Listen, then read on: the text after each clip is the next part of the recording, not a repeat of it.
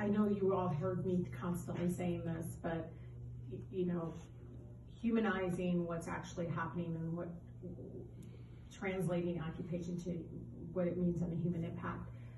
I've actually had colleagues, are you listening? Like really colleagues ask me what occupation is. It's not their fault. I want to say this to you all. Majority of folks don't know what you're talking about when you say occupation.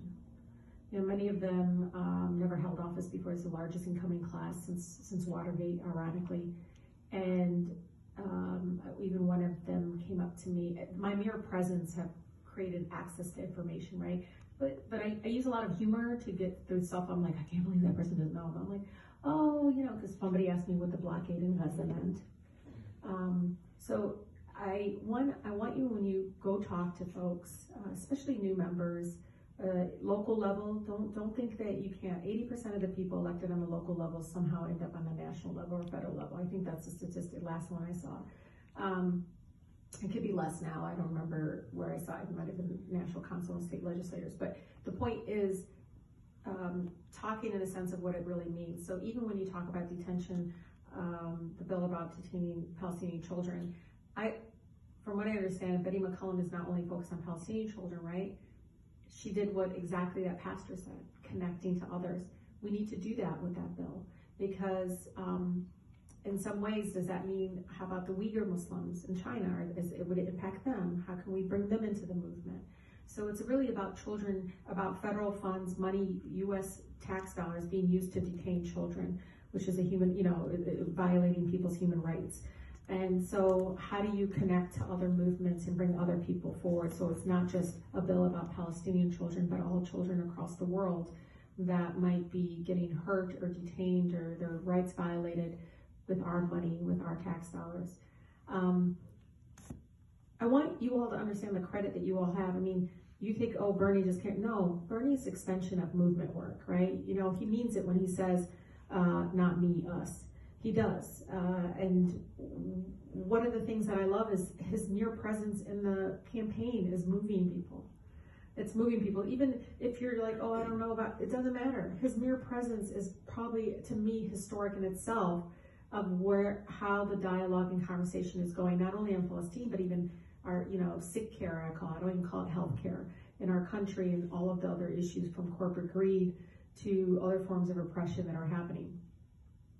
Grace Lee Boggs in Detroit used to say transformative change doesn't happen in the halls of Congress because somebody introduced a bill or from the White House. It happened because of people on the streets movement.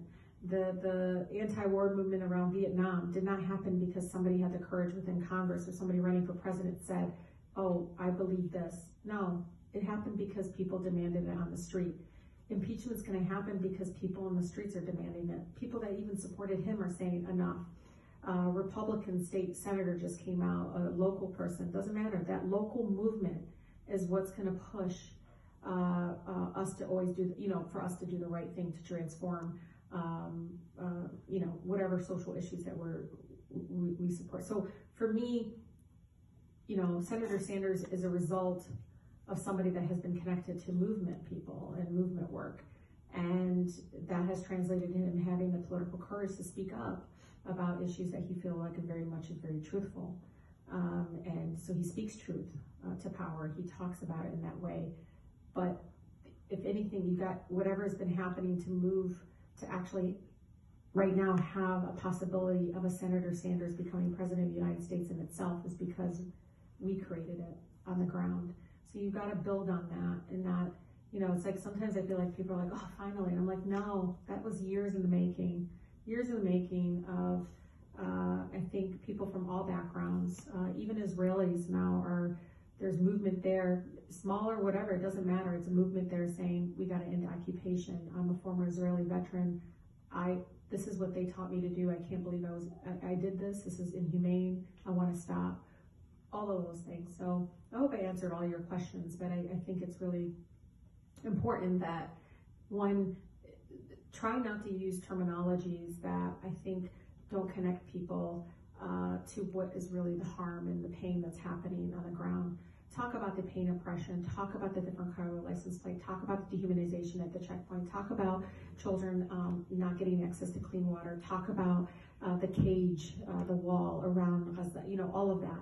You got to talk about substantive things like that, the human, literally giving them and showing them the image of that. We just last week had people in Gaza Skyped in for members of Congress, myself and Congresswoman Rashida Tlaib and some others were in the room. I think about 5 members of Congress were present, a couple staff folks. But it was really powerful to have people in Gaza say, this is what's happening right now. This is the bombings, the shootings, this is what's happening.